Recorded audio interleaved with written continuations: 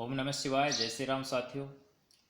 आज हम बात करते हैं, जैसे आपने सुना होगा कि मनुष्य योनि पाने के लिए देवता भी तरसते हैं। तो ऐसा क्यों कहते हैं? ऐसा क्या खास है इस मनुष्य योनि में, मनुष्य शरीर में, कि देवता भी इसको पाने के लिए तरसते हैं?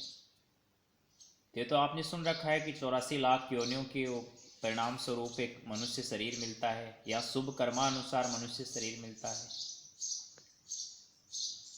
लेकिन देवता भी तरसते हैं।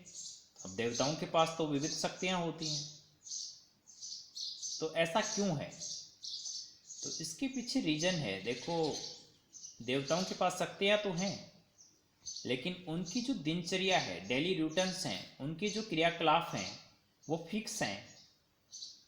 उससे अपने कार्य क्षेत्र से बाहर जाकर कार्य नहीं कर सकते।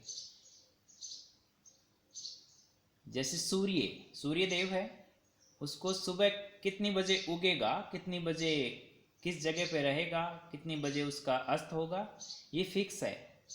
वो देव योनि में है।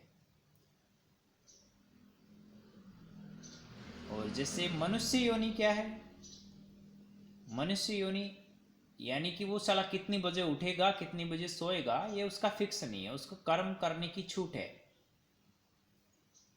मनुष्य का जो भाग्य है वो कर्मों के मुताबिक बनता है।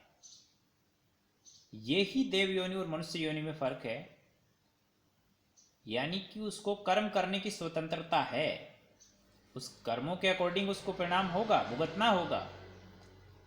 लेकिन इसीलिए देवता भी तरसते हैं कि देवताओं के पास फिक्स क्रियाकलाप हैं, रोज एक ही कार्य करना है।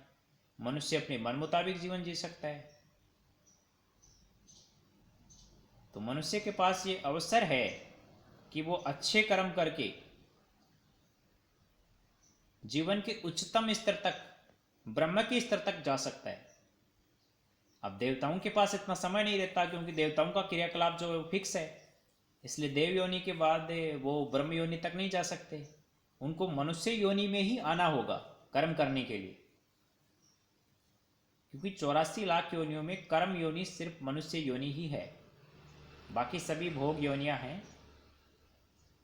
यही कारण है कि देवता भी इस मनुष्य योनि को पाने के लिए तरसते हैं। इसलिए जब मनुष्य जीवन आपको मिला है तो इसका सदुपयोग करो।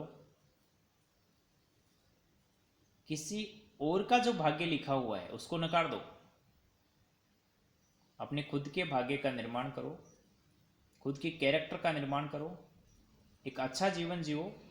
ऐसा जीवन कि लोगों के लिए प्रेरणा बने, युगों युगों के बाद भी लोग आपके जैसा बनना चाहें। बाकी ये खाने में, सोने में, शादी करना, बीवी रखना, बच्चे पैदा करना, खाना, सोना, हंगने मूतने में ज़िंदगी बिता दोगे। अगर आए थे, अगर यूं ही चले गए तो फिर ऐसे तो चलते रहो, आते रहो, जाते रहो। ये शुभ अवसर है मनुष्य जीवन, इसको सफल बनाना है।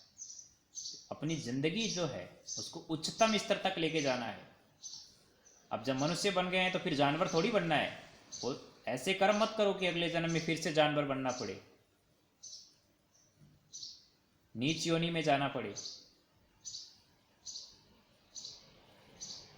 कम से कम ऐसे कर्म तो करो कि कम से कम देव योनि मिले। ये मतलब सदगति हो, दुर्गति तो ना हो। धन्यवाद। जय हिंद, जय भारत।